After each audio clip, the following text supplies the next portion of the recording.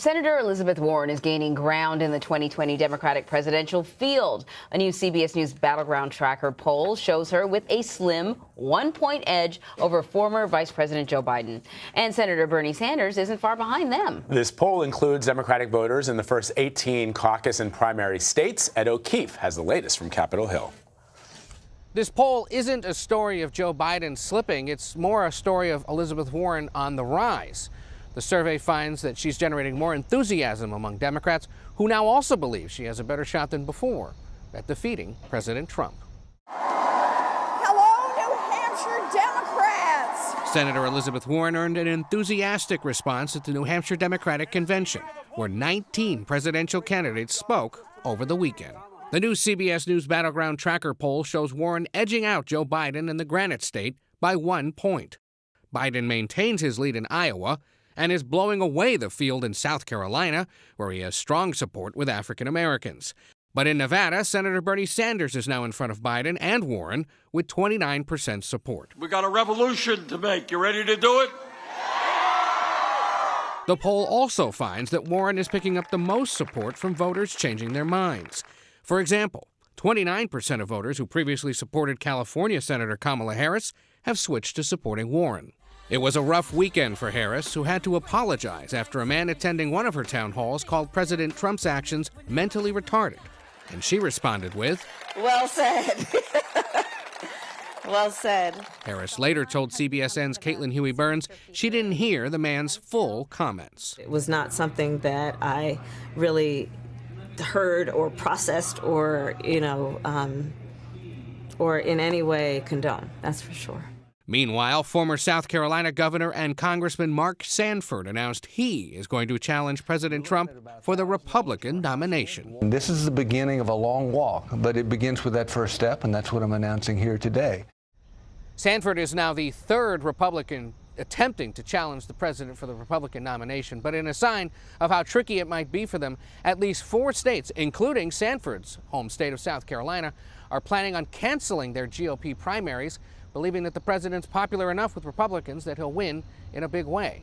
As for the Democrats, they're preparing for their debate Thursday night when Biden and Warren will be center stage in Houston. Anne-Marie and Vlad? All right, Ed, thanks very much.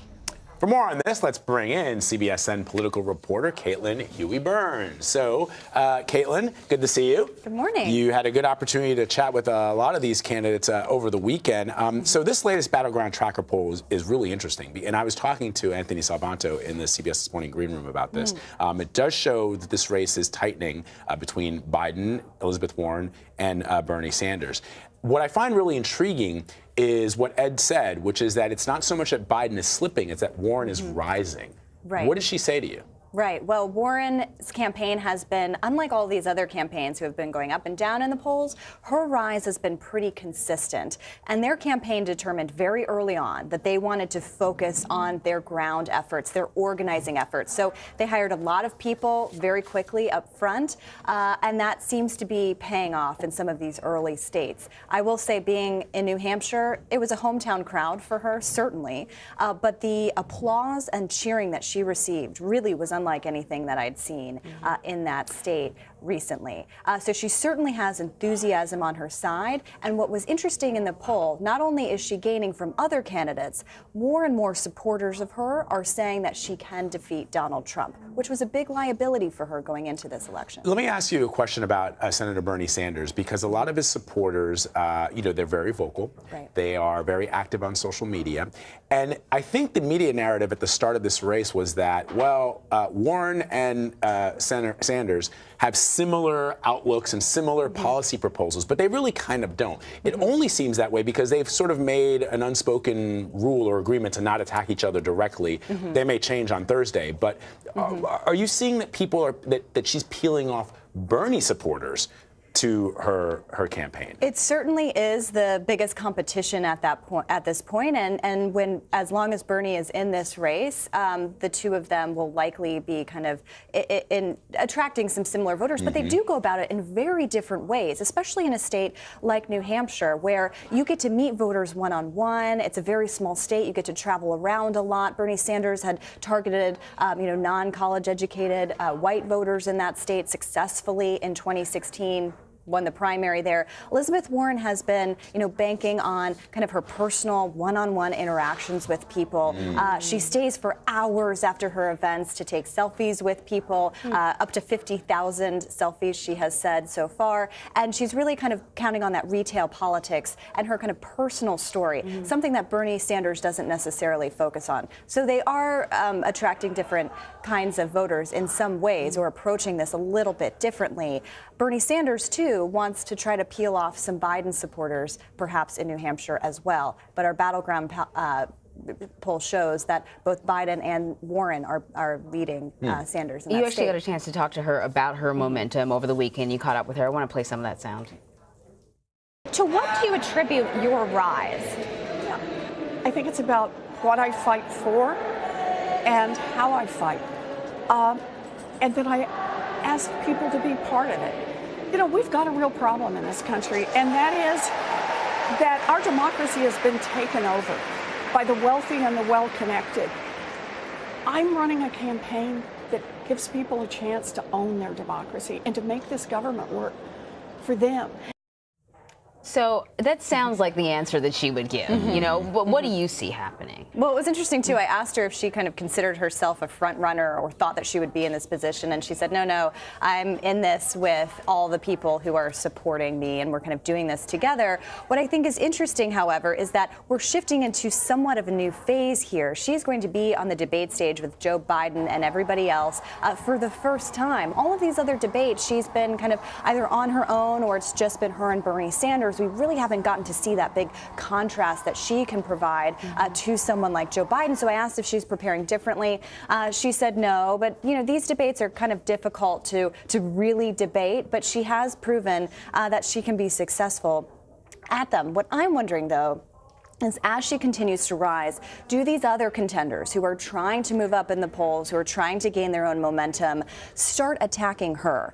Does the scrutiny phase start applying to Elizabeth Warren from the other contenders? She has survived so far several other controversies, including numerous attacks from Donald Trump. Do the other candidates sense that they need to go after her to advance their own campaigns, or do they sit back for now? Real quick on Vice President Biden, I was again talking to Salvanto about this, Anthony Salvanto, our elections director, and he pointed out that the vice president's people feel that South Carolina is going to be a good benchmark for them. Obviously, that means that they're really banking on the African American votes to come in for the vice president, which shows him to still be viable with that demographic. The question, though, of course, becomes what these candidates haven't been pressed on is the vice president's gaffes and the things that he said and the explanations that he has given recently for those gaffes, getting whole stories absolutely wrong and then saying it's not important that he got them wrong. Democrats are, I don't think, going to take to a message of don't believe what I said, just believe in the message, because that's what a lot of Democrats feel President Trump is doing. Well, it's interesting because I posed this question to a lot of different voters when I was in South Carolina a couple weeks ago while Biden was there, and it kind of helps explain why the campaign believes that South Carolina might be its saving grace or its firewall, because a lot of voters there thought that, you know what, the president makes similar gaffes, we don't really care about it. This is voters in South Carolina that we talked to. And they also said that it kind of makes Biden more human, is what I heard a lot from voters, at least in South Carolina. The big question is, what do voters in New Hampshire and Iowa? They go first. What do they think of Biden? A lot of voters I talked to over the weekend did mention Biden as someone they thought was the most electable. But at this point, we still have several months to go. Can he survive without coming in first in Iowa and New Hampshire? The campaign told us last week that they don't necessarily have to win Iowa.